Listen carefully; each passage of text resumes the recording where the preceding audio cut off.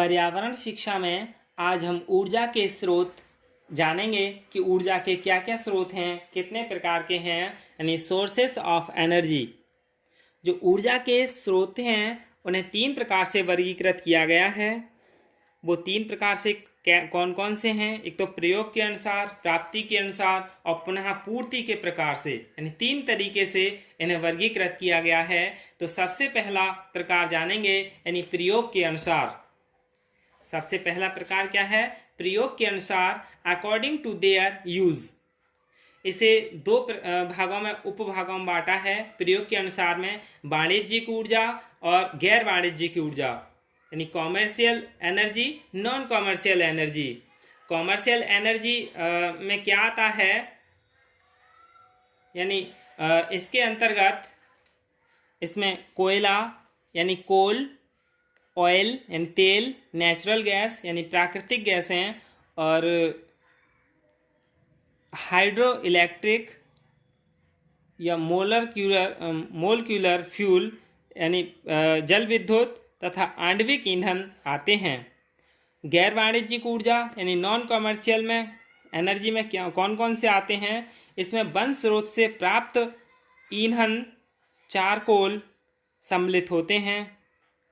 There are other types of waste in which agriculture waste and other textile industry, household और industries waste garbage, यानी अन्य प्रकार के ईंधन जिनमें उपले यानी जो गोबर के बनाए जाते हैं, कृषि अपशिष्ट तथा अन्य वनों, कपड़ा उद्योग, घरेलू या उद्योगों को कूड़ा करकट, इन सभी चीज़ों को सम्मिलित किया जाता है।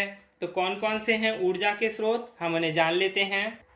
ऊर्जा के स्रोत यानी परंपरागत स्रोत और गैर परंपरागत स्रोत, इन्हें दो भागों में बांटा है। परंपरागत स्रोत को यानी पुनः नवीन न हो सकने वाले, जैसे कोयला, तेल, गैस, और पुनः नवीन हो सकने वाले लकड़ी और चारकोल, ये नवीन हो सकते हैं। दूसरा गैर परंपरागत स्रोत जो जल शक्ति और आणविक ऊर्जा, और दूसरा पुनः नवीन हो सकने वाले, यानी इन्हें गैर परंपरागत को भी दो भागों में बांटा है। और फिर है वाणिज्यिक और गैर वाणिज्यिक, यानी कॉमर्शियल और नॉन कॉमर्शियल। ये कौन कौन से हैं? ये हैं सौर ऊर्जा, जल शक्ति, आणविक ऊर्जा, समुद्री ऊर्जा, पवन ऊर्जा, विभिन्न अवशिष्टों से ऊर्जा, पशु एवं मानव शक्ति, बायोगैस, भूतापीय ऊर्जा, हाइड्रोजन ईंधन। ये सभी क्या हैं? नॉन कॉमर्शियल हैं। और जल शक्ति, आणविक ऊर्जा ये कॉमर्शियल हैं। कृषि उत्पाद, खेत, पशुगृह, जंगल, नगरपालिका, औद्योगिक और ज्वारीय ऊर्जा, लहरों से ऊर्जा, समुद्र तापीय ऊर्जा, यानी ये सभी तीन प्रकार की ऊर्जा हैं जिन्हें तीन भागों में बांटा है। कौन कौन से हैं? यानी परंपरागत स्रोत और गैर परंपरागत स्रोत, वाणिज्यिक, गैर वाणिज्यिक, और पुनः नवीन हो सकने वाले और नवीन नहीं हो सकने वाले। ये क्या हैं? ऊर्जा के प्रकार हैं। अब हम प्राप्ति के अनुसार जान लेते हैं कि अकॉर्डिंग टू देयर सोर्सेस, प्राप्ति के अनुसार स्रोत कितने प्रकार के हैं। ये भी दो प्रकार से बांटे हैं। परंपरागत स्रोत यानी कन्वेंशनल सोर्सेस और गैर परंपरागत स्रोत यानी नॉन कन्वेंशनल सोर्सेस। परंपरागत स्रोत कौन से हैं? इसमें जीवाश्म ईंधन यानी फोसल फ्यूल्स ही मुख्य हैं, जिनमें कोयला, तेल, गैस, लकड़ी, इन सभी को सम्मिलित किया जाता है। और गैर परंपरागत स्रोत यानी नॉन कन्वेंशनल सोर्सेस में, इसमें नॉन कन्वेंशनल में this includes solar energy, nuclear energy, water energy, geothermal energy और wind energy, biogas, marine energy, energy derived from animal and agriculture waste etcetera. यानी इसमें सौर ऊर्जा, आणविक ऊर्जा, जल ऊर्जा, भूतापीय ऊर्जा, पवन ऊर्जा, बायोगैस, समुद्री ऊर्जा, पशु तथा कृषि अपशिष्ट से प्राप्त ऊर्जा, ये सभी सम्मिलित किए जाते हैं। ये क्या है? प्राप्ति के अनुसार ऊर्जा के स्रोत हैं। अब हम जानते हैं तीसरे प्रकार यानी पुनः पूर्ति के प्रकार। पुनः पूर्ति के प्रकार यानी अकॉर्डिंग टू देयर रिप्लेनिशमेंट कौन से हैं, ये भी दो भागों में बांटे हैं, पुनः नवीन न हो सकने वाले और पुनः नवीन हो सकने वाले। पुनः नवीन न हो सकने वाले यानी नॉन रिन्यूएबल सोर्सेज कौन से हैं? In this category oil and coal derived from almost all conventional sources are gas, यानी इस श्रेणी में लगभग सभी परंपरागत स्रोतों से प्राप्त तेल, कोयला और गैस आते हैं। लकड़ी परंपरागत ईंधन स्रोत होते हुए भी इस प्रकार के स्रोतों में सम्मिलित नहीं की जाती है, क्योंकि यह पुनः उत्पादन किए जा सकने वाली वस्तुओं की श्रेणी में आते हैं। फिर है पुनः नवीन हो सकने वाली यानी रिन्यूएबल सोर्सेस, ये कौन से हैं?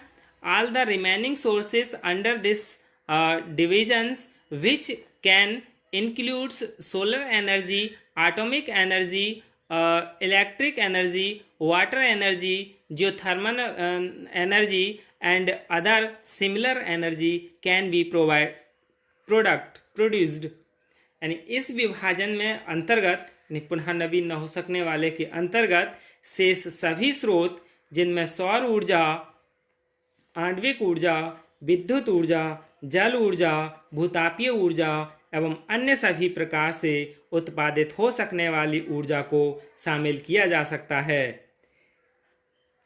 ये ऊर्जा के स्रोत थे जिन्हें तीन भागों में बांटा गया था, प्रयोग के अनुसार और प्राप्ति के अनुसार, पुनः पूर्ति के अनुसार। प्रयोग के अनुसार भी दो प्रकार से थे, यानी commercial energy, non commercial energy, और प्राप्ति के अनुसार यानी अकॉर्डिंग टू देयर सोर्सेज के अनुसार भी टू टाइप्स के थे, यानी कन्वेंशनल सोर्सेज और नॉन कन्वेंशनल सोर्सेज, यानी परंपरागत स्रोत और गैर परंपरागत स्रोत।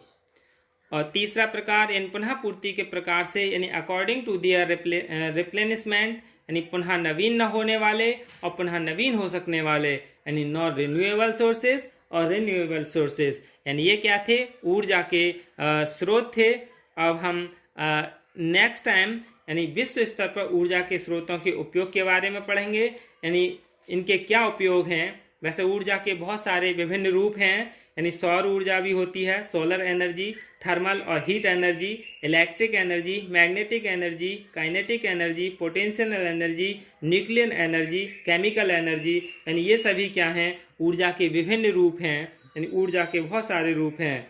ऊर्जा के विविध रूपों में सौर ऊर्जा सूर्य से प्राप्त होती है, और बाकी जो ऊर्जा है आणविक ऊर्जा व ईंधन यूरेनियम 235 के विखंडीकरण से मिलती है। गतिज ऊर्जा और स्थितिज ऊर्जा ये वस्तु की गति और अपनी स्थिति के अनुसार प्राप्त होती है। ये क्या है? ऊर्जा के विभिन्न रूप हैं। धन्यवाद।